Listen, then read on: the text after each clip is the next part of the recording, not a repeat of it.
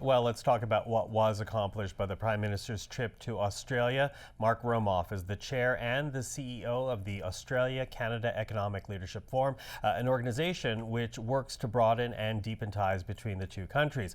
Mark, good to see you again. Thank you for joining us.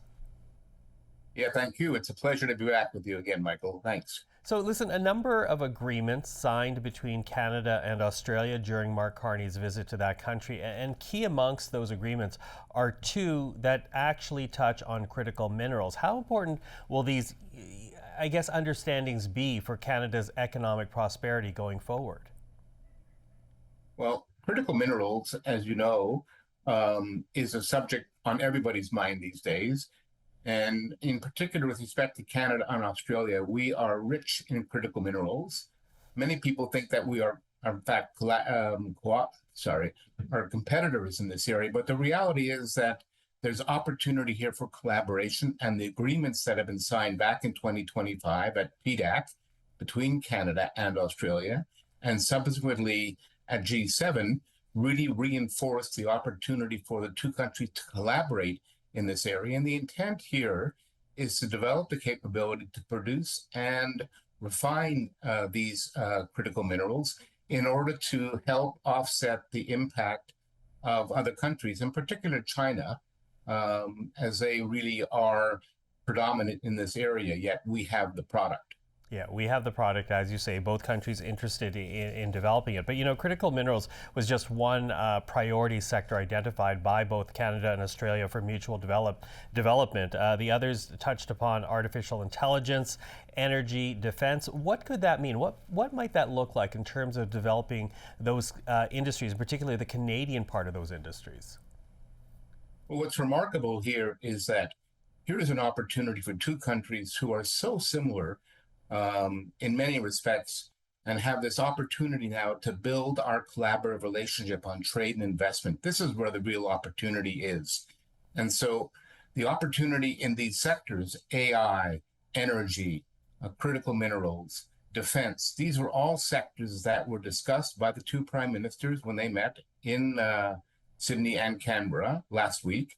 Very productive conversations. As you know, it's the first time that the prime minister has visited Australia in 19, 20 years. It's been some time. But the opportunity to review all these potential agreements was really quite remarkable. And there were a number that were signed in the just 2 days that they were together around things like pension fund collaboration, AI, strategic energy agreements. All these agreements are now in place.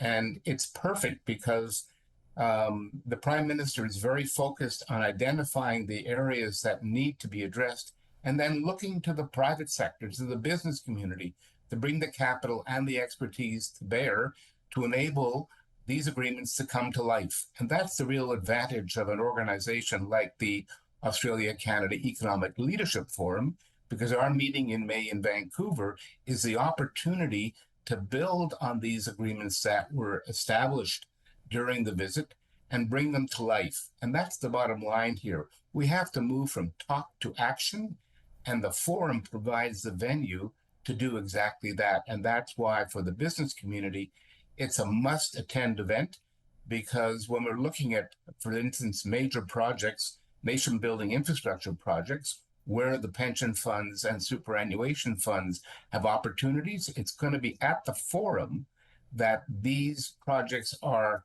articulated in more detail and give the opportunity for these respective super funds, superannuation funds, and pension funds to begin looking at ways in which they can collaborate. Because the requirement for funding, the capital needed, is in the trillions of dollars to realize these projects. Okay, let me jump in. Let me jump in there, though. Like, let me jump in there. Like, I mean, you're talking about, and I hear you, and I think it's worthwhile to dig into that. You know, trillions of dollars needed. You mentioned the pension fund collaboration, collaboration on investment between the two countries. What is the potential that could unlock for Canada as companies look for investors? Well, the potential is enormous because under the agreements that have been reached now, this new MOU that brings together the superannuation funds and the pension funds from both countries, that's going to be a vehicle that's going to allow these organizations to deal with governments to address some of the policy issues that need to be dealt with in order to facilitate this enhanced pension opportunity in both countries. There is more than $7 trillion tied up amongst these pension and superannuation funds. And with this new tax treaty, which was also announced during the visit, that provides a vehicle to help unlock some of the barriers that have been in place that have precluded or prevented the pension funds and superannuation funds from working in both countries, and for that matter, collaborating in other countries around the world. So new opportunity here. And as you say, there will be a meeting in Vancouver of the forum in May. So I look forward to that. Listen, Mark, out of time this evening, but really worthwhile to go over this with you. Thank you for the time. Okay, thank you. Sorry.